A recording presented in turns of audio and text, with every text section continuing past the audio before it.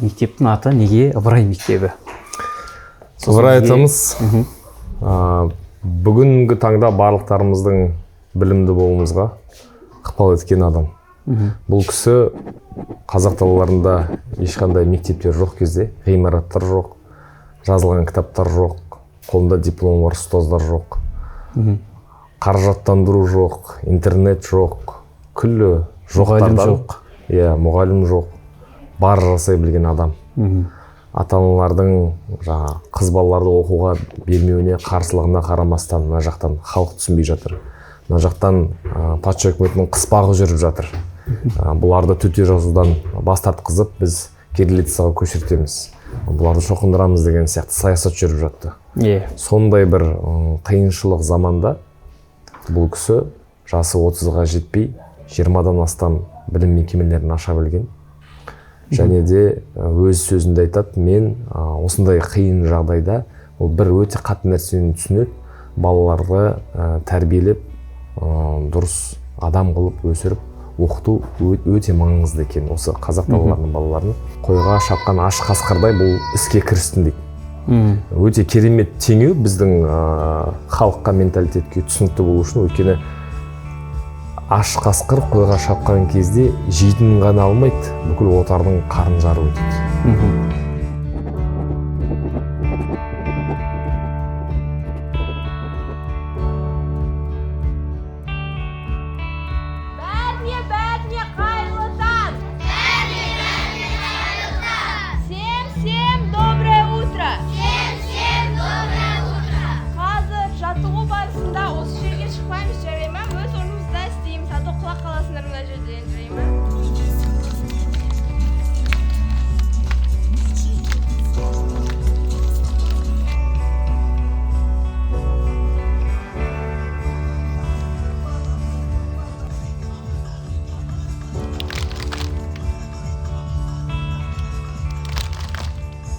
Жаңағы барлық жоқтардан бар жасау үшін түнде отырып кітап жазады, хрестоматияны жазады, басқа кітаптарды жазады.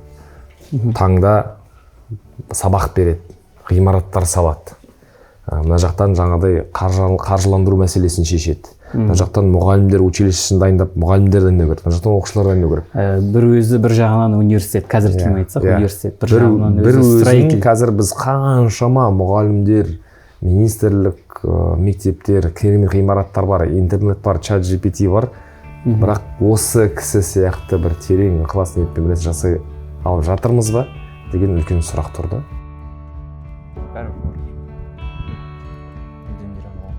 Бәсе, ешқайсы жатырған ғой. Баяғыда бізде қашаттық. Мазбандаған кезде сразу айтасың, мен Самар емес, арғай апарасыз деп айта саласың. Келісіп арғай барасың.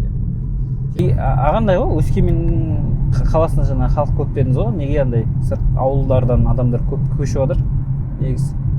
Енді ауылда жұмыс жоқ, жастардың бәрі қалаға қарай келгісі келеді ғой бәрі енді.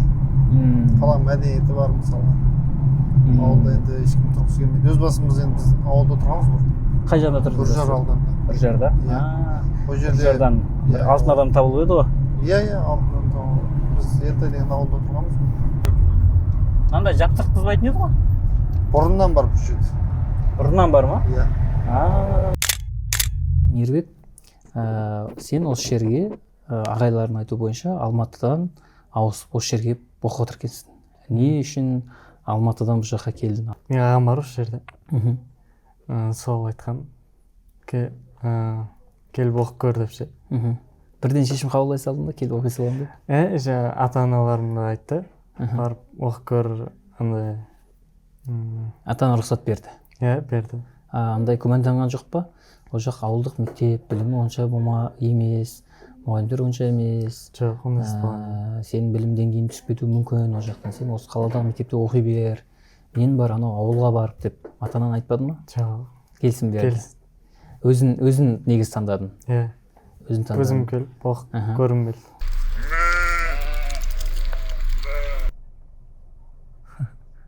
Сөйлесіп тұрған кез сиырыңыз бар. Иә, сол айтам, сиыр қашып кетеді режиміміз. Жақсы, рахмет. Ерасыл, сен осы жерде Павлодардан кеп оқып жатсың, Туған жерім Павлодар. 6 жасынан бастап Астанаға көшіп кеттік. Оны Астанадан келіп оқып жатырмын. Астанадан келіп оқып жатсыз, 14. Себептердің бірі, ол бір кісі болды. Мен ағайым, мен Нишқа дайындаған математикадан Алишер ағай. Сол кісі Аралбек ағайлармен осы 22-ші жылдың басында осы ауылға көшіп кетті, осындай проектпен. Сосын ері вот осылай кетіп баратырмыз дейді. Мен оған әзіл ретінде айттым, мен де алып кетсеңізші ағай деп. Ата-ана рұқсатын берді ме сразу? Жоқ. Қалай болды ата-анам? Ата-анам, әкем ештеңе түсінбеді. Оның айтқан сөзі, ұлым сабақ оқы, болды. Анам 2 ай бойы рұқсатын берген жоқ. Мен сені ешқайда жібермеймін дегендей. Содан біраз сөйлесіп, 2 айдан кейін уже примерно мама көне бастады. Жарайды, ағайларың ғой, солардың қасына бар деп жіберді. Қазақстандағы шетелдегі университеттерден 11 университеттен шақыртып алыпсың. Кейбіреулерінен толық грант, кейбіреулерінен жаңағы 50%, кейбіреулерінен тағы сол сияқты 20% деген секілді грант алған екенсің. Қазір өзің қай жерді барып оқуға түсуге ниеттеніп отырсың? Америкада, Индиана штатында Роуз Хилман деген университет бар. Менің таңдауым сол болды.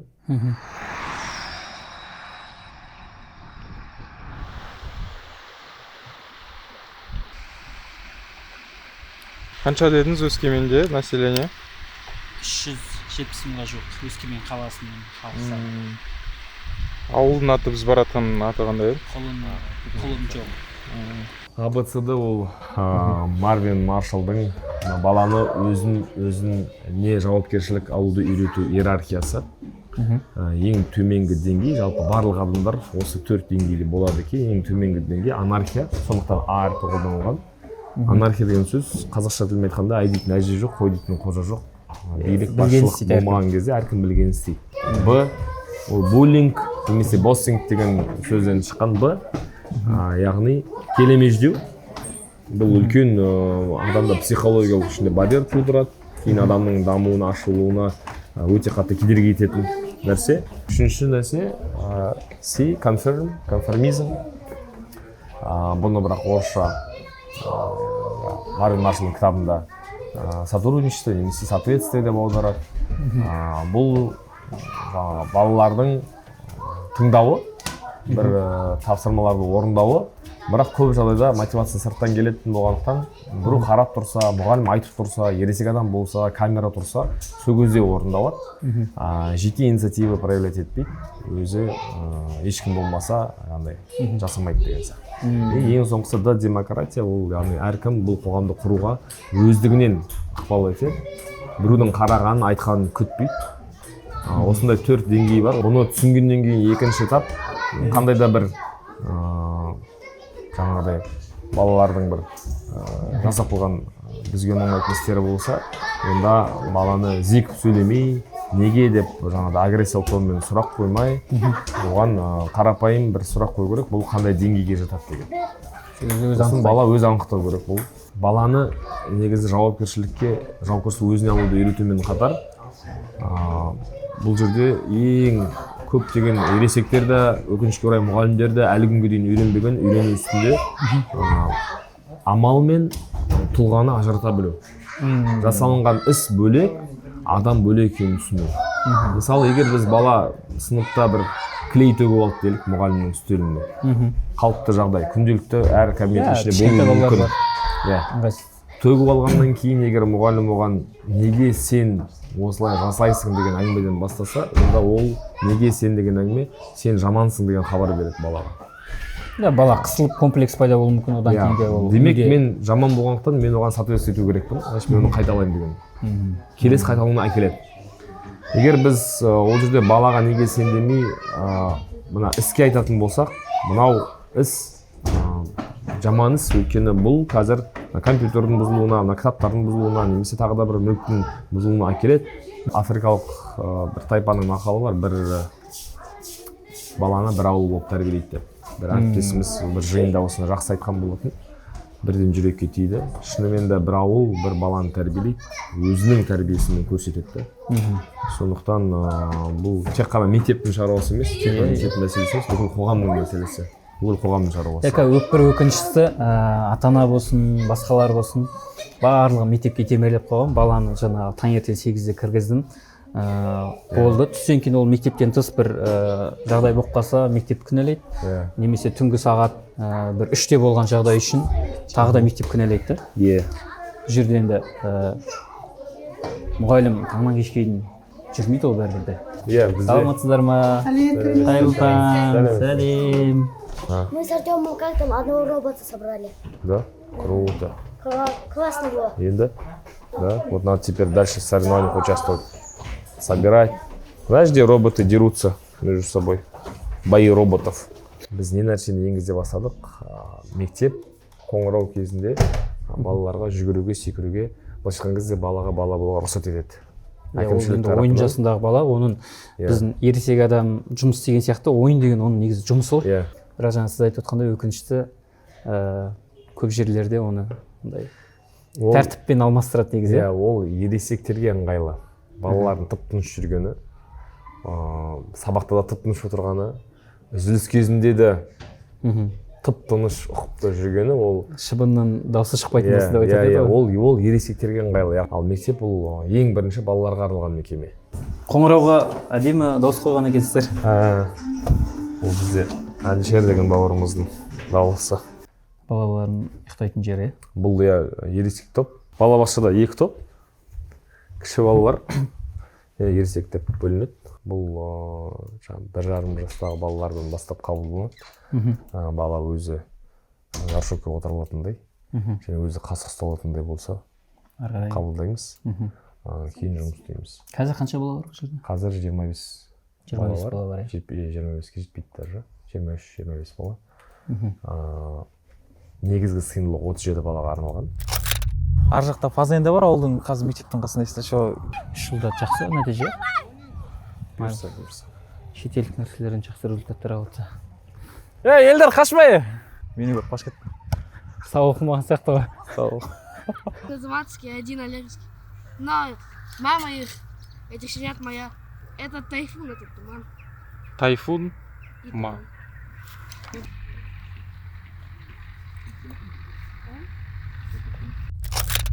Бұл тұлғаларды не үшін қойдыңыздар? Еліміздің жақсы мектептерінде оқып, олимпиада жеңімпаздары атанып, әлемдік мықты университетті бітіріп, кейін әлемдік үздік алдыңғы қатарлы компаниялар жасап жатқан бетке ұстар біздің отандастарымыз. Қызықты көріп отырған кісілерге қарапайым, мысалы Өскеменнен 150 километр жерде бір 100-ге ғана жуық үйі бар, мектебінде бір 150-160 ғана оқушысы бар жерде балалар шетелдік оқу орындарына шақырту қалай ұсыныс алды? Қандай шарттар жасадыңыздар ол нәрсеге? Қалай жасадыңыздар? Қандай сөз бар ғой, адамның жасаған адам қайталай алады деген.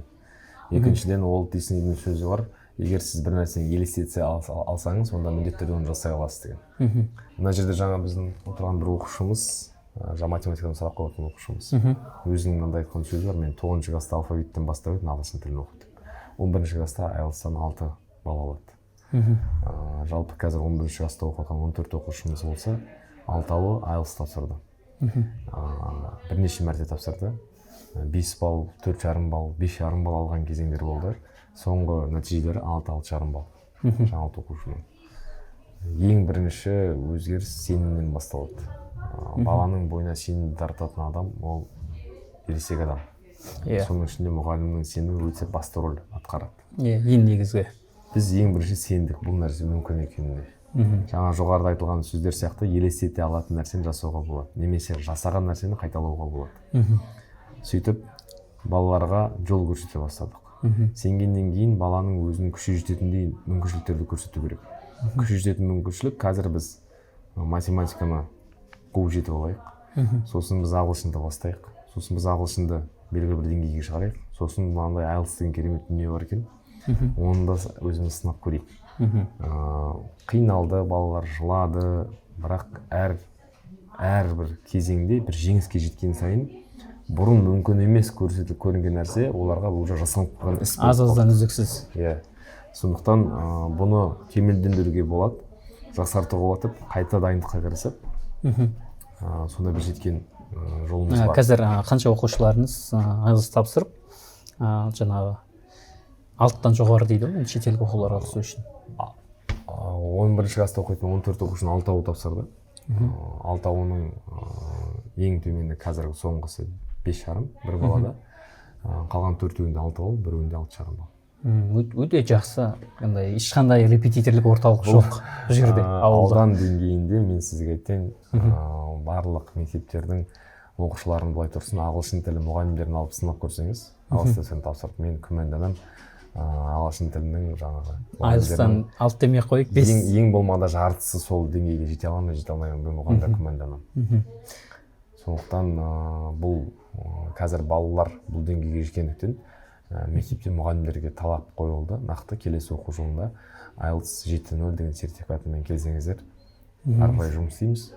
Бірақ болмаса кешіріңіздер. Сіздер өздеріңіз дайындадыңыздар осы жерде? Біз осында дайындадық және қосымша онлайн дайындадық. Былайша айтқанда жоқтан бар жасадыңыздар. Яғни шүкір. Ешқандай енді қызығы, ешқандай репетиторлық орталық жоқ. Кадр жоқ бұл жерде. Ауылдарда олар болмайды да. Болмайды да олар. Күтудің өзі бір бос. Ол қашан келеді екен деп отқанымызда 2050 болады. Африканың бір мұғалімі ешқандай ештеңесі жоқ мектепте тақтаға компьютердің жаңағы бүкіл бейнелерін салып балаларға түсіндіреді. Бір бағдарламаны сөйтіп үйреткен да. Мынандай тетік, мынаны бассаң мынандай шығады, мынаны бассаң. Соны күнде бормен салып отырған.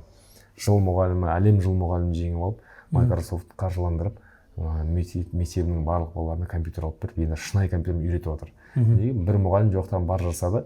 Сол келген жылдағы түлектердің арманын сұраған кезде біз осы Шәкәрім университетіне, Семейдегі немесе мынау Өскемендегі ВКГУ-ға грантқа түссек болады. Шүкір деп болды. Мен ол кезде шын айтсам, бұл университетті даже естімеген болатын. Сол балалардың аузынан естіп отырсам, бұндай университет бар екен. Сол кезде мен сұрақ қоя бастадым. Неге Астана емес? Неге Алматы емес? Неге ұлттық университеттер емес? Неге шетел емес? Неге Назарбаев университеті немесе неге шетел емес? Ол болды ғой деген сияқты. Кейін жаңағы 3 жыл жұмыс істеп жатырмыз. Жетістіктер жаңағыдай балалар уже осы жерде тұрып оқып-ақ әлемнің кез келген жеріне түсуге болады екен ғой деген нәрсеге жетті. Что, математику решаешь? Давай. Вот типа мына жерде как оно влияет? Анықталу облысы. Что? Бассейн. Значит, 0 к немесе 0 пишешь, 0 к немесе 0 пишешь. Это должно одновременно выполняться. Одновременно, значит, оно должно быть вот так. Жүйеде. Да. 2-ні үлкен, 3-ні 0-ден кіші немесе, дұрыс па? Мынау 5-тен 11-ге дейін оқушыларға арналған ойын серігу зонасы. Бұл жерде түстен кейін үйірмелер өткізіледі. Ары қарайғы идея қалай? Мақсат еліміздің ауыл білімін көтеру. Елімізде 7000-нан астам мектептер болса, оның 70% қаладан тыс жерлерде орналасқан. Шалғай, өте шалғай жерлерде. Бұндай кішкентай ауылдық жерлерде балалардың білімін, тәрбиесіне сай қылып көтеру және балаларды әлем өзгертетін тұлға қылып қалыптастыру. Бір оқушымыз қазір 11 шетелдік университеттен шақырту алды. Оның ішінде жаңа 50% жеңілдігі бар, 30% жеңілдігі бар университеттер бар. Америкалық, канадалық, Гонконгтың университеттері бар. Қазақстандық университет АОС-ге 100% грант жеңіп алды. 4 жылдық, иә? Мектепте жазуды кім үйретті саған? Мамам. Мама үйретті ба? Мама осы жерде мұғалім ба? Ана сақта. Сол жақта сабақ беретін ба? Депрессия. Жалқаулық. Проблема. Апатия.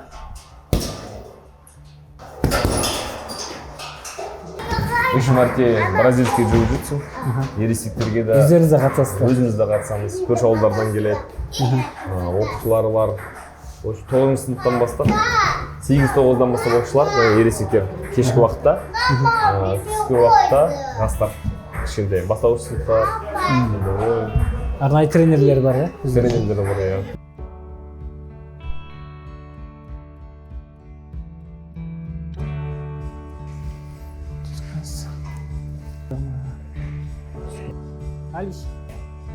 былтыр Семей қаласында 5-6 сыныптар арасында 3-ші орын алдық. Республиканский. Бірақ балалар ең бірінші сабақ оқу керек бізде.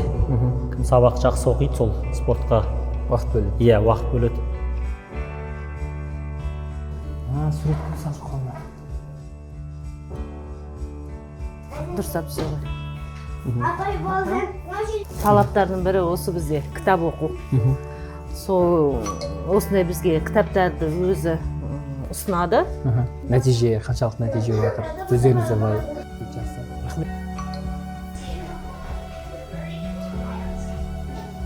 Бүгін караоке чайларыңыз болады ма?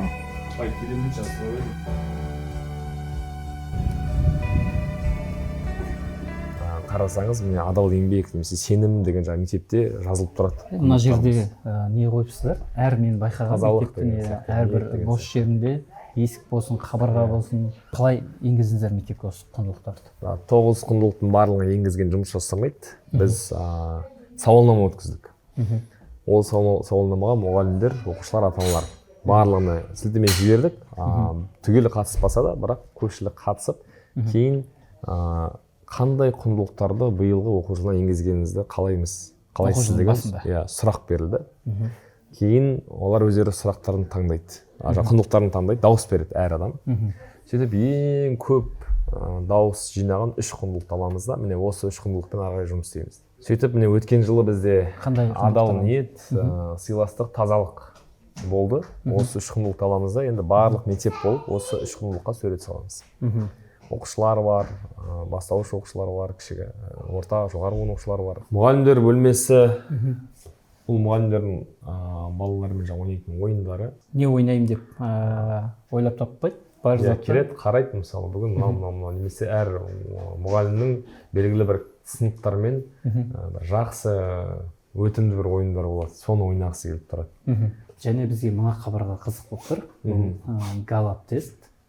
Яғни сіздер бұл жерде мұғалімдердің жасап қойғансыздар, әлде оқушылардың ма? Бұл мұғалімдердікі. Бұны не үшін жасадыңыздар? Бұл қандай пайдасы? Негізінде ең басында алғаш рет келген кезде қысқа мерзімде көптеген дүние жасау керек деген үлкен мақсат тұрды. Бірақ бізде өкінішке орай өзіміз шектеуге алып қойдық. Қандай салада? Адамға диплом бергенде, мұғалімнің дипломын берген кезде біз оны ұстаз деп түсінуіміз, қабылдауымыз ол үлкен қате. Ол тек қана оқыды. Ол дипломы бар, бір маман болуы мүмкін, бірақ ол әлі ұстаз емес. Қазақ бекерден бекер ұстазы мықтының ұстанымы мықты деп айтпаған. Ұстазы мықтының ұстанымы мықты деген сөз, оның өмірлік принциптері мықты болады, егер ұстазы мықты болса дейді. Темекі шегіп тұрып балаға темекі шекпе деу ол жүрмейді. Олардың қабілеттері қандай екендігін сұрақ туындады да. Сөйтіп галап тестін алдық. Адам сылтау ойлап табатын болса, 1000 түрлі сылтау ойлап табады. Егер мүмкіндік іздейтін болса, 1000 түрлі мүмкіндік іздейді. Қазір жаңағыдай көп аймақтарда менің сыныбымда оқушы көп, менің парталарым дұрыс емес, сылтаулар өте көп. Сол кісілерге сіздер қандай мүмкіндіктер ұсынып жатсыздар? Ең бірінші фактор негізгі нәрсе. Ең бірінші фактор ол мұғалім. Өзім мұғаліммін және әрдайым кез келген істің себебін мұғалімнен іздеймін. Ол орындалмаса, демек мұғалім орныта алмаған, мұғалім қызықтыра алмаған деген сияқты. Сондықтан мынау қабырғалар да зерттеуге сүйенсек, жеке әр баланың басында компьютердің болуы да, мектептің сақадай сай болуы да, олардың барлығы қатты әсер бермейді. Мұғалім әсер берген сияқты, еш нәрсе қатты әсер бермейді. Сингапурға әріптестеріміз мектептер аралауға барған кезде бір сингапурлық мұғалім мектептерін көрсетіп жатыр екен.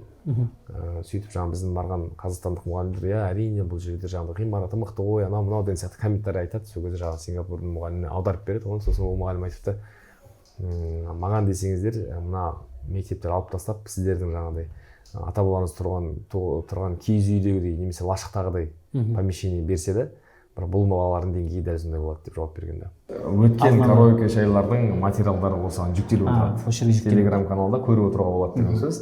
Әр караоке шайда мысалы ауылдың апайлары, аталары келеді, қонақтары, ата-аналар шақырылады, оқушыларымыз бар, жаңағы музыкалық интеллекттер. Тағамдар өздері алып келеді. Әркім өзі. Тағамдар алып келеді, тәтті дастархан жаямыз. Сөйтіп жаңағыдай бір тематиканы аламыз. Мысалы осы ретте отан деген тақырып болуы мүмкін, келесі ретте ата ана болуы мүмкін, келесі ретте жаңағы фильмдердің саундтректері деген сияқты. Құндылықтарыңызға қатысы тікелей. Иә, қатысы бар және мына кісілер өздерінің баталарын айтады, тілектерін айтады, балалар оны көреді, көшеде көріп жүрсе де ертең таныс адамдар амандаса бастайды. Бұл кісілер мектепке келіп жатырқамасын, мектеп есігі ашық, үйінде отырып, YouTube қарап, өсек айтқанша, иә, осы жерге келсін, даже немере баласы болмаса да, адам бар мына жерде, қауымдастық бар, басқа балалар бар, оларға беретін тәрбие бар деген сияқты. Біз сіздерге келе жатырмыз. Кімге сатасыңдар? Алдымен бізге самсаның қамырына керек зат. 500 грамм сүт, 500 грамм жылы су және 50 грамм тұз. Одан әрі біз мына барлық қамырымызға тағы да сұйық майды қосамыз, сұйық май және сливочный май. Содан кейін бізге 2 штук жұмыртқа, 150 грамм қант, сосын 150 грамм дрожж керек болатын болады. Неге бағасы дәл осындай екен? Қыздар, енді бұл тәтті самсаны біз қанша теңгеге сатып аламыз? Негізі болған біз өте көп қамыр қолдандық, үнді қолдандық, сондықтан бұл 200 теңге бізде алатын болады. Себебі біз 3 порция шығардық. 3 порцияға көп ұн кетеді. Ең басты, ал бізде қазір ұндар қымбат. Және де бізде 1 килограмм фарш 2000 теңге тұрады ғой. Біз ары кетсе қолдандық 400-500 грамм фаршын қолдандық. Ол бізде 2000 болса біз фаршымыз где-то 600-700 теңгеден аламыз. Және олар піскеннің көлеміне байланысты біз 200 теңге деп шештік. Және де бұның барлығына мысалы біз не только ұнмен, тек қана ұнмен басқа ингредиенттер санамаймыз. Біз қалған қосатын мысалы сүт, су барлығын санап отырамыз. Өйткені олардың барлығы көбісін қостық, көп қостық олардың. Мысалы 500 грамм дегенде көп болып қостық. Және біздің жұмыртқа магазинский емес, дүкен жұмыртқасы, жалпы үйдің жұмыртқасы кәдімгі. Сол үшін олар қамырымыз бар сап-сары, қызарып піскен үйдің жұмыртқасының арқасында. 5 самса алайық, Давайте. Бола ма 5 самса? Болады. Сендерде кәсіби болып бар ма? Негізі барлық ақшаны кімге жіберу керек? Бақтияр апайдың касписіне жіберу қажет. Өзімізге, асханамызға, өзімізге Апайлар жібересіңдер ғой, да? Иә. Және де кейбір кезде біз мысалы кейбір кезде апай бізге бөліп береді ақшасын, ал кейбір кезде бермей конкурстарға, жаңа заттарға қалдырып қояды. Жаңа дыстар дегенде жұмыртқалар, азық-түліктер арасын сатып алады. Жәнді. Ас болсын. Оқушыларды, қыз балаларды аспаздыққа дайындау деген өздеріңіздің үйірмелеріңіз бар екен. Сіз осы үйірме жетекшісіз. Иә. Бұл үйірме қашаннан пайда болды? Идея кімнен шықты? Қандай берері қандай? Сол бойынша айтып өтсеңіз. Бұл үйірме биыл осы 24-тің қыркүйегінен бастадық. Мен өзі бұрын осы аспаздық саласында жұмыс жасаған, қызмет жасаған, ұстаздыққа дейін. Содан ұстаздыққа келгеннен кейін қосымша кружок осындай балаларға үйретуге жұмыс жасай аласыз ба дегеннен кейін келістім қуана. Тек қана осы пісіріп түсіру, илеу немесе басқа нәрсе жасау емес, қосымша қаржылық сауаттылығында үйреніп жатырмыз. Өйткені сатып қаржылабасыздар. Иә, бұлар сатқан кезде істей сап, ақеле сап сатпайды. Екіншіден, бұл заттарының ішіне қосатын ингредиенттерді өздері әкеледі. Балалар әрқайсысы бір группада, мысалы үшін менде 4-ші сынып, 3-ші сынып, 7-ші сынып, 6-ші сынып, 5-ші сынып бар. 3-4 қыздан әрқайсысы өздері бөліп алады. Мен 4 жұмыртқа, мен 1 килограммын, мен жарты килограмм қант деп әкеледі. Әкелген заттарын бірінші жасаймыз. Жасап болғаннан кейін мен бұларға былай көрсетемін. Бірінші 10 килограмм шығарамыз. Өйткені сату үшін біз енді мына самсаның бағасын шығаруымыз керек. Дайын самсаны мысал үшін бұлар әкелген заттарын есептейді. Оның қанша мысал үшін? 250 теңге болса килограммы. 200 грамм ұнымыз өзі бағасын шығарады. 500 теңге бүйтіп бағасын шығарамыз да барлығын қосамыз. Қосқан кезде бұлардың әкелген заттарының бағасы шығады. Содан ұстаздарға сатамыз. Бір самсаның бағасы мысал үшін 200 теңге немесе 300 теңгеге шығады.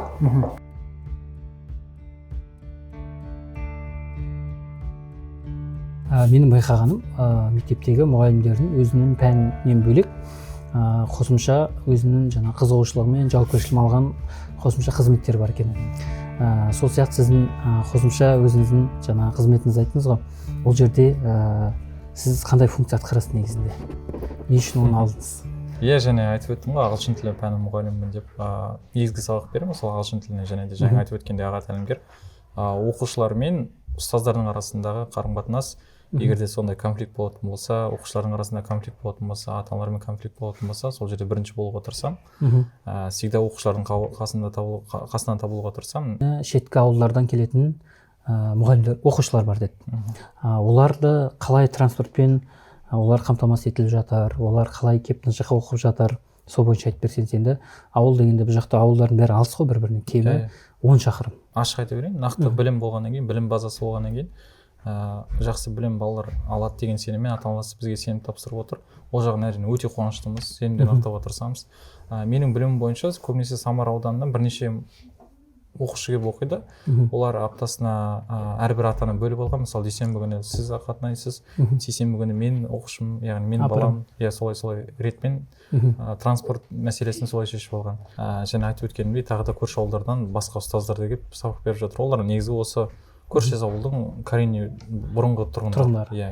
Мектептің басқа ауыл мектептерінің ерекшелігі неде?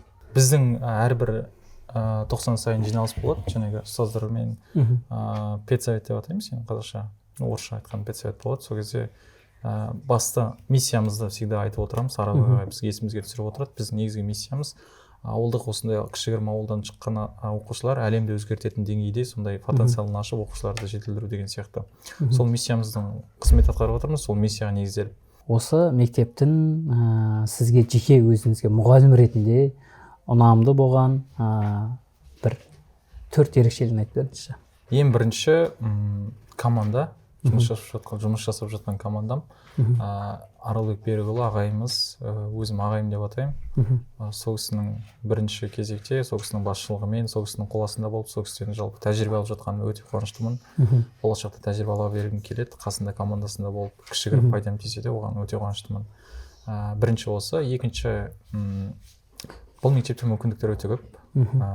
Демеушіміздің арқасында оқушыларға, ұстазға болсын, даму жолы, қарапайым ауылдың мұғалімдеріне түрлі семинарлар, Америкадан келген, мысалы, басқа да жаңағы жеке даму бойынша, кітаптар бойынша, курстар бойынша өте мүмкіндік көп. Ресурс көп. Ресурстар көп. Жалпы жеке даму болсын, жаңағы тұлғалық даму болсын, пән бойынша даму болсын, өте мүмкіндіктер көп ашып берді. Сол бойынша екінші. Үшінші, өзім оқушылармен жұмыс жасағанды жақсы көремін. Оқушыларға қандай шынымен пайдалы болғым келеді. Бұл жерде сондай керемет атмосфера бар. Оқушыларға егер де жаңағы нақты пайдаң тиетін болса, оқушылармен жақсы жұмыс жасайтын болсам, бұл жерде ешқандай қиындық жоқ. Өзің тәжірибелеріңді жасап көруге болады, дұрыс жағынан әрине. Осы үшінші атып өтсем болады. Төртінші, жайлы атмосфера деп айтамын.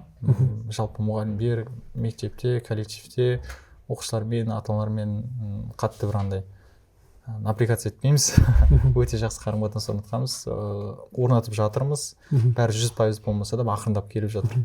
Соған жалпы қуаныштымын. Енді ол бірден 2 жыл, 3 жылда бірден өзгеріп кетпейді, ақырын өзгеріп жатыр. Және соңғы сұрағымыз, осы мектептен шыққан түлектер болашақта әлемдік деңгейдегі Нобель сыйлығын алатын, немесе жаңағы әлемдік деңгейдегі Форбстың топ 100-ге кіретініне қаншалық сенесіз? Директор Аралбек Берікұлы всегда есімізге салып отырады. Ең бірінші сенім. Егер де сен оқушыңа сенетін болсаң, сен өзің сенетін болсаң, сен әлемді өзгерте аласың.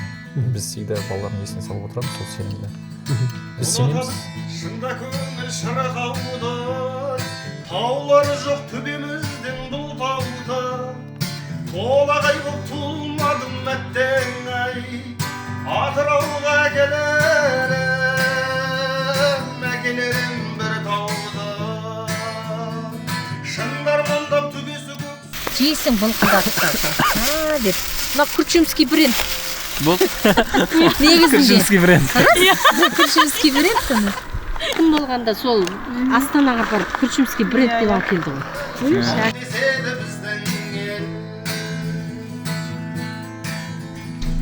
Арты алыспай Ғамзатовтай көкеммен, таулымыз қырлы боп өтеммен. Осы қырда төбешіктей аналар, дүниеде тауда юлдар әкелген. Ерліктер айналмайтын елескей, Атыраудың алыбының бәрестей, ереуіл атқа елін салған егескен. Махамбеттің өзі бір тау емес пе? Байқап отырмыз кешеден бір әңгімеңізді. Стендап мүшесіміз. Енді бұл стендапқа оқушыларды неге кіргіземіз? Балалар, оқушыларымыз еркін сөйлеп үйренсін, өзінің ойын жеткізе білсін деген мақсат негізі, стендаптың негізі мақсаты. Бұл жерде бір тек қана бір арзан күлкі емес, тек қана бір арзан бір сондай іс емес ол. Шынайы балалардың сөйлеу, ораторский мастерство дейміз, әзілін көрсете білуін, өзінің көрсете білуін, сосын ортада сөйлеу үйренуі деген сияқты мәселелер бар. Мен тағы да бір байқаған нәрсем, сіздерде андай нәрсе бар екен. Бір мұғалімнің өзінің еңбек ақысын алатын функциясынан бөлек айналысатын функциялар бар екен. Кеше жаңағы бірнеше мұғалімдермен сөйлестік, сұрап отыр. Мен анаға айналысып, ана шараға жауап беремін, мынада тағы мынандай істеймін, мынаған қатысамын деп жатыр да. Мұғалімдерді осыған қалай жұмылдырып жатсыздар? Бүкіл командалық жұмысты байқап жатырмын да. Жалпы негізі коллектив деген бар, әріптестік деген бар, команда деген бар. Директор бар, сіз бар, бәріне жабылып істеп жатсыздар да. Соған бір риза болып отырмыз да. Қалай команда болып мектеп жұмыс жасап жатыр да. Әрине айта кетерлік жайт, ол әрине біздің директорымыз Аралбек Берікұлы енді осы жерге басшылыққа келгеннен кейін ол кісінің де осы адамдардың барлығын басын біріктіріп жаңағыдай осындай нәтиже көрсеткені, оны да айта кету керек. Әрине. Бұлай, әрине ешкім бұл жерде ақы үшін жұмыс жасап жатқан жоқ. Мен жеке өз басыма келетін болсам, мен Астанадан осы Құлынжонға көшіп келерде өзіме сұрақ қойғанмын. Не үшін барады? Ол адамдарға пайдалы. Тау емес деп төбеде, таулары таудан ағы сарбаздай, жүздерінде жалын оты жүрмастай, біздің қырда қыдырсегер бір жаздай, тұманбайлар кетер мекен жыр жазбай, біздің қырда қыдырсегер бір жаздай, қалай ақын кетер мекен жыр жазбай. Шырын алып келіңіз. Мичиган Стейт University, ол негізінде мұғалімдер дайындау және де мектеп лидерлер деп атайды, әкімшілік директор дайындау саласында бағытында соңғы 30 жылда Американың рейтингі бойынша номер 1 университет. Яғни Американың рейтингі бойынша десек, әлем рейтингі бойынша деуге де болады. Әртүрлі салалары бар, бірақ дәл осы педагогикадан айтып тұрмын, осы рейтинг бойынша. Бұл университетпен біз 2 жылға жуық серіктестік құрдық. Профессорлар келіп, 3 бағытта бізге экспериментімізді қазір күшейтуге көмектесіп жатыр. Ең біріншісі ол бастауыш сыныптарда оқу сауаттылығын, дағдысын арттыру. Комьюнити центр 22-ші жылы ашылды. Негізгі мақсат бұндай шағын жинақты мектептер орналасқан ауылдарда мектеп жалғыз ғана өзін дамытуға арналған мекеме. Және бұл тек қана оқушылар үшін емес, жалпы барлық қауымдастық үшін өзінің қызметін көрсету керек. Кітап оқитын адамдар кітапханамен қолдансын, теннис ойнайтындар тенниске келсін, күресетіндер күреске, музыка бар, кино залдарымыз бар, кулинарийіміз бар. Осындай бірнеше түрлі бағдарламалар іске қосып, жалпы адамдарға сирігу, сонымен қатар өздерін дамытуға арналған бір орын. Өкінішке орай елімізде көптеген мектептер, әсіресе мемлекеттік мектептер, ата-ана қауымдастығына, ересектер қауымдастығына өздерінің есігін жабады. Әртүрлі сылтаулар бар, антитеррор бар, тағы да басқа бір қауіпсіздік мәселелеріне сай кіргізбеуге тырысады. Ата-ананы алшақ ұстайды. Ата-ана баланы алып келіп алып келеді, алып кетеді, жылына 2 мәрте жиналысқа қатысады, болды. Ол жерде қайдай? Кітапхана кәдімгідей жаңағыдай барлық ауыл азаматтарына есік ашық болу керек. Екіншіден, бұл жерде лего клуб өтеді, бөлек үйірме, кітап оқу үйірмелері өтеді. Кітапханашымыз тақия тігу үйірмесін жүргізеді. Яғни жай ғана кітапхана емес. Мәселе оны алып қолдануда болып тұр ғой. Ол қолданылмаса қаншама кітап сувенир болып нелердің ішінде складта былайша айтқанда шам басып қалып кетіп жатыр, дым пайдасы жоқ. Мынандай проблема болып келеді. Жазамызда, жазып болдыңдар ма? Өшірейік. Өшіресің, қайтып жазасың. Жазып болдыңдар ма? Қайтып өшіресің. Яғни қаншама уақыт зая кетіп жатыр. Сосын тақтаға шыққан кезде 2-ақ бала шыға алады. 10 бала отыр, 2-ақ бала жұмыс істеп алады. Сөйтіп біз ең бірінші жасаған өзгешеліктердің бірі қабырға ұзын болса, арғы басынан бергі басына дейін толық бір тақта болсын. Бір тақырыпты толайымен жазып шығуға уақыт жер жетеді, және барлық балалар керек болса түсіріп алады. 6 бала қатарынан шыға алады, проблема емес. 1 метрден есептесек 6 метрлік тақта. Сондықтан тоже простое решение. Әлі күнге дейін неге мектептер қолданбайтынын түсінбеймін. Біз кішкентай ауыл екенімізді түсіну керекпіз. Және бізде қаладан алып келе беретін специалисттер келе бермейді, екіншіден қаражаттар жоқ. Сондықтан барымен базар боламыз. Қараймыз, кім анау охраннигіміз, теннистен жақсымын дейді. Болды, міне теннистен тренер боламыз. Көрдік, балалар 0-ден бастап үйреніп жатыр. Все, сертификат, диплом керек емес. Мына кісі бұрын повар жұмыс істеген екен, басқа мекемеде. Значит, сіз поварлыққа жақынсыз, давайте көрінер жүргізді, керемет алып кетті. Садиктегі Фарида апай вахтерша. Бірақ өте керемет жұлдыз театрда масқара ойнайды, сценарийлерін жазып қазір мектебіміздің театрын алға басып жүргізіп жатыр. Сондықтан жалпы осындай шағын ауылдарға беретін кеңес, сізге ешкім келіп ештеңе салып бермейді, ештеңе ашып бермейді. Өзіңіз бір нәрсе істеп бастау керексіз. Сол бар адамдармен, әр адам бәрі қабілеті бар. Сол кезде сізден үлкен бір нәрсе шығып, мүмкін сырттағылардың көзі түсіп, кейін бұл одан да үлкен бір деңгейге жетіп дамитын шығар. Бұл жерде домбыра үйірмесі өтеді. Жақында облыстық конкурсқа барып балаларымыз жеңімпаз атанып келді. Домбыра, вокал, мына жақта дауыс жазатын, дауыс жазады студия. Вокал үйірмесі осында өтеді. Балалармен жаңағы апайымыз бар, орыс тілінен сабақ береді, бірақ ол кісі жаңағы музыкальный қосымша осы жақта музыкальный участвовал, өзі ән айтады. Ақы алмайтын екінші жұмысы. Сол, ол кісінің сүйіп жасайтын жұмысы. Негізінде ол кісіге андай музыкальный инструктор деген бір штат бар, 0,5 па, соны бердік. Соның аясында керемет жұмыс жасап жатыр. Керемет. Бәрдам айтады, мен жаңағы қол шебері, жаңағы темірмен жұмыс істегенді жақсы көремін дейді. Демек сол кісіге ыңғайлап бір кружок үйірмеден бастап, кейін жаңағы оборудованияларын ойластырып, кейін соның аясында бір үлкен движение жасауға. Андай қатып қалған не болмау керек. Біз осы 8 бағдарламамен келдік, осында ғана жасайсыңдар болмау керек. Осы концепциядан шықпаңдар деген емес. Әр жердің өзінің бір ерекшелігі, артықшылығы бар. Не істейсіңдер мұнда, Махамбет? Ұйықтайсыңдар ма?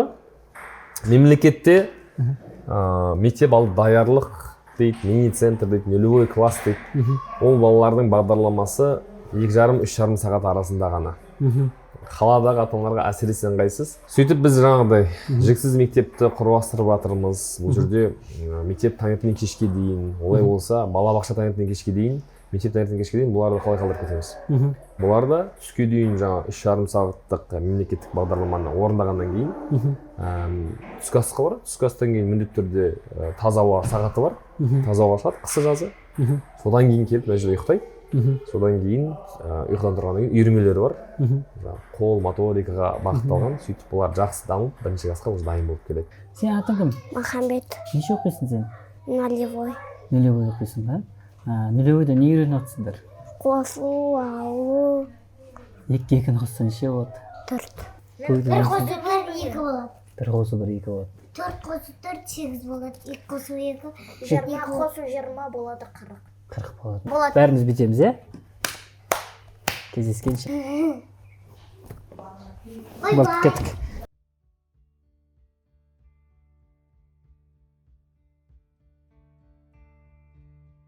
Балабақша тапсырыс береді, мешітке үстелдер тапсырыс бердік, осы жерде жасайды балалар. Балаларға бір жағынан үйретеді. Мынаны қазір мектептің театр заказ берген. Өзім көрдім, алдында барып, бұтақтарды өздері кесіп алып, мұғаліммен арамен барып, тазалап, несі жантағы кірмейтіндей қылып жасап, яғни біріне бірі көмектесіп жатыр. Былайша айтқан кезде театрдың апайлары жаңағыдай сценаға керек сабалайтын таяқтарын сұрады. Сабақтың барысында ағай балалармен мынандай дүние жасап берді. Бұны да алдағы уақытта осы аймақтағы адамдардың қажетті өнімдерін жасап беруге ұсынуға болады, негізінде полностью бұл да қосымша қаржы мектепке әкеліп тұрады. Солай болу керек. Өйткені әрбір үй кемінде жыл сайын бір өзінің үйдегі жиһазын алмастырады. Енді үлкен жиһаздар болмаса да обшивка, ескі ескірген қажет заттар, тем более Өскемен ағашқа бай жер. Бұл жақта ағаштан проблема жоқ. И ол нәрсені тиімді пайдаланса, енді үлкен мебельдер жасамаса да қажетті құралдар, бір аурухана қажет заттар. Дайын ескірген мебельді жаңартып, обшивка гуксын ауыстырып, бет материалын ауыстырып беру, оның өзі де біраз жұмыс. Жаңа робототехника. Жақында Алматыда First Lego Championship өтті, 140 команда қатысты. Центральный азиатский, орталық Азияда, Азия бойынша не болды? Жарыс болды. Өзбекстанда қатысты, Қырғызстанда қатысты, Тәжікстанда. Біздің қанша елімізден қанша команда, жеке меншік мектептері қатысты. Сөйтіп біздің ауылдың балалары 140 командадан 30-ші орын иеленіп келді. Өте жақсы. Алғашқы сондай үлкен жарыстары болды. Енді бастап жатырмыз. Сондықтан үлкен бір мүмкіншілігі бар. Отчет ыбырай мектебі деген телеграммамыз бар. Отчет ыбырай мектебі көреміз.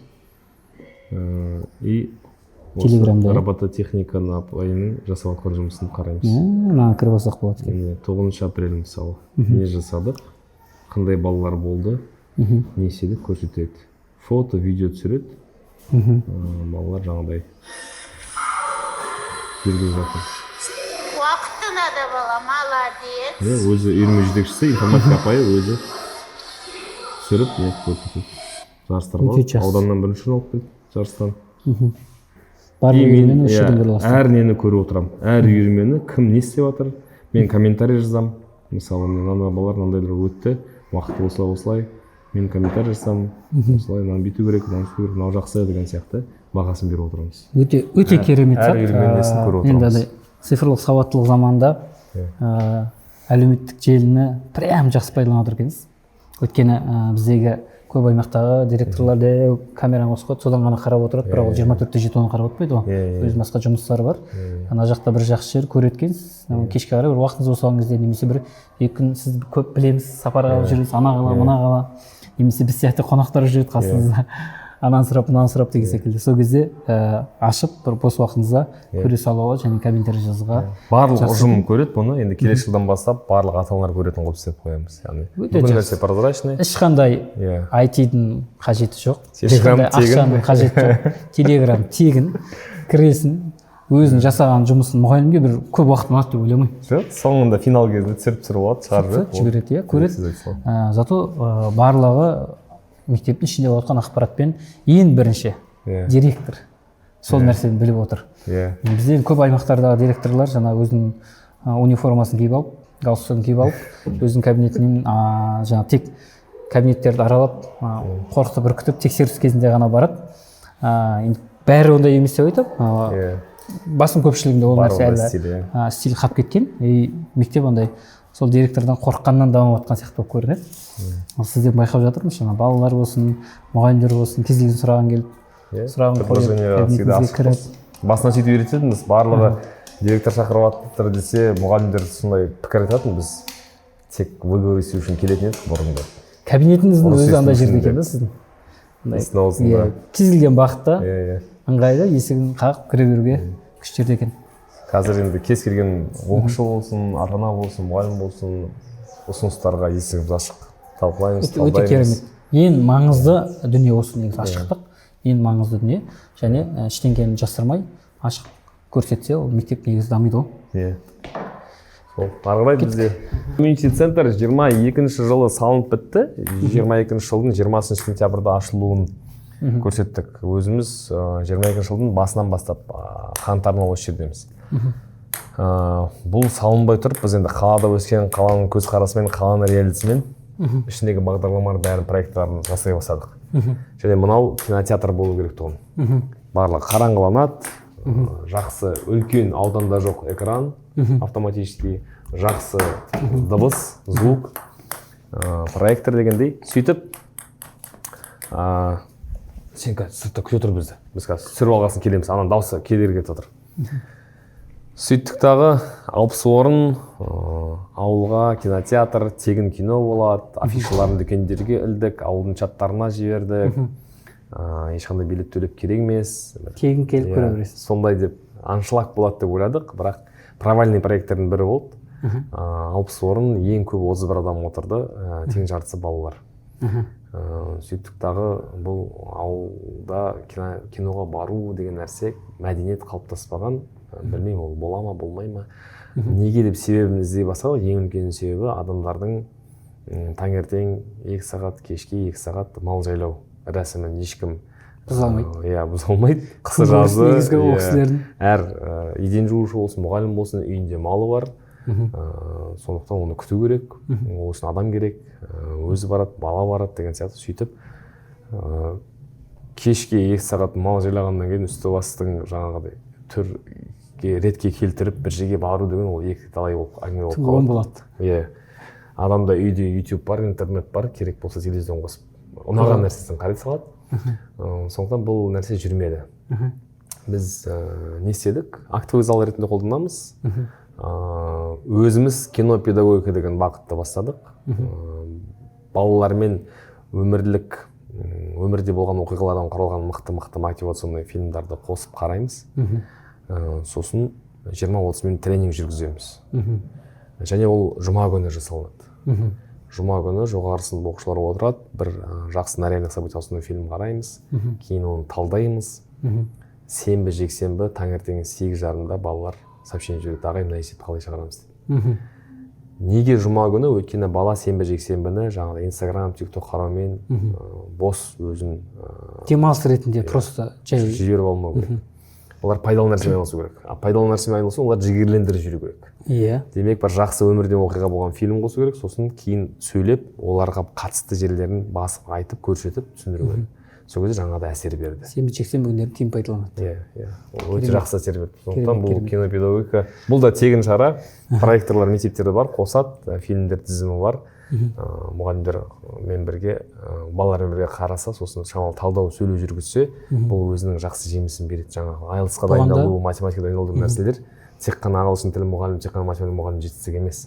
Сонымен қатар осындай бір жігерлендіру мотивацияның арқасында әсер етті. Балалардың өздерінің осознанно өзін контролировать етіп, жұмыс жасау, дайындалу осындай бір нәтиже беріп жатыр. Бұны кез келген мектеп істей алады. Кез келген мектепте актовый зал бар. Кабинетте де жасай болады, 5 баламен отырып, 10 баламен отырып, қажет болса. И барлық жерде проектор бар мектептерде. Кемінде бір проектор бар. Енді сапасы қандай екенін білмейміз, бірақ кешкі уақытта қараңғы болған кезде көруге болады.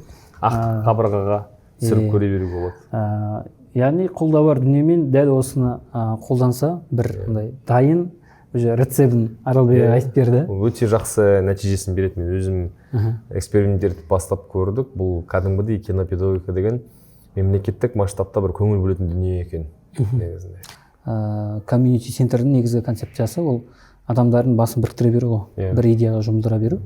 И сол жерден әркім өзінің қажеттілігін алады. Жалпы мен байқағаным сіздердің мектептеріңізден, Ыбырай мектебінен байқағаным, бұл кез келген адамға өзін табуға, өзінің сүйіктісін таңдауға, және болашақта өзінің қандай адам болатынын таңдауға арналған мүмкіндіктер жері деп байқадым. Өйткені аспазшы бойынша жүр, спорт бойынша, волейбол бойынша дайындайды екен, күрес бойынша бар екен. Просто ол андай бір үйірме түрінде ғана емес. Ол жердегі әрбір кісінің көзіне қарасақ жанып тұр да. Андай түсіндіріп беріп, айтып беріп, біз сұрасақ та ұялмай, шын ішкі жүрегімен оның нәрсені істеп жатқан көрінеді. Жаңа аспазшы апайымыз да айтып жатыр, мынандай дайындайды, мынандай дайындайды, мынандай дайындайды деген секілді. Яғни әр адам өзінің қажетті нәрсесін алып жатыр. Мүмкін біреуінде 10 адам шығар, мүмкін біреуінде 5 адам шығар, мүмкін біреуінде 2 адам шығар, бірақ болашақта солар үлкен потенциал болады деп ойлаймын. И істеріңізге береке берсін. Рахмет. Волейболдан 3-ші мәрте облыс чемпионы болып жатырмыз. Таза біздің мектептің командасы. Облыста 350 мектеп болса, 350 мектептен топ жарып шығып жатырмыз. Қаншама аудандар қатысады. Алдымен ауданды жеңдік, сосын облысты жеңдік. республикаға барамыз. 23-те республикаға барып 5-ші орынға іліктік Шымкенттен. 24-те республикаға барып Семейден 3-ші орынға іліктік. Енді Құдай қаласа 25-те қайтып республикаға барамыз. Волейболдан тоже ағайымыз аптасына 3 мәрте қосымша келеді, кешкі уақыттарға келеді. Иә, көрдік кеше біз. Бала саны өте аз, бірақ 3-ші класстан бастап аңдып, мына класста 3 ұл бар, ана класста 2 ұл бар. Сөйтіп жаңағыдай команда жасақтап, жетпей жатса да әйтеуір жылмен келістіріп, ойнауға икем болмаса да жүрш деп үйретіп, алтыдан біреу болып тұрасың. Иә, сөйтіп команда құрып жатыр. Өте керемет. Мысалы, 1000 баласы бар, 1500 баласы бар мектептерден ондай потенциал шығып жатқан жоқ. Әйтпесем олар 1500 баланың ішінен шертіп тұрып таңдайды ғой. Бой мен таңдап алуға болады, бой ұзындарды алайын. Одан олардың ішіне тағы жарыстырып, олардан іріктеп алуға болады дегенге. Мектептің өзінде сіздерде ондай мектептің ішінде іріктеп алатын жағдай жоқ. Әйтеуір жасы келсе, кішкене ем болса болды деген секілді. Бұның өзі андай нәрсені дәлелдеп жатсыздар деп ойлаймын. Кез келген адамнан өзінің қабілетіне сәйкес мықты тұлға қалыптастыруға болады деген нәрсені аудиторияға сендіріп жатсыздар ғой. И шынымен сондай нәтиже беріп жатыр деп көзбен көріп жатырмыз. Сол үшін сізге келіп, қарап, өзіміз көзбен көріп, 2 күн болды жүргенімізге. Расымен сондай ма деген секілді дүниені көріп жатырмыз. Ағай, мынандай сұрақ. Осы ыбырай мектептерінен болашақта Нобель сыйлығын алатын ғалымдар шығатынына қаншалықты сенесіз?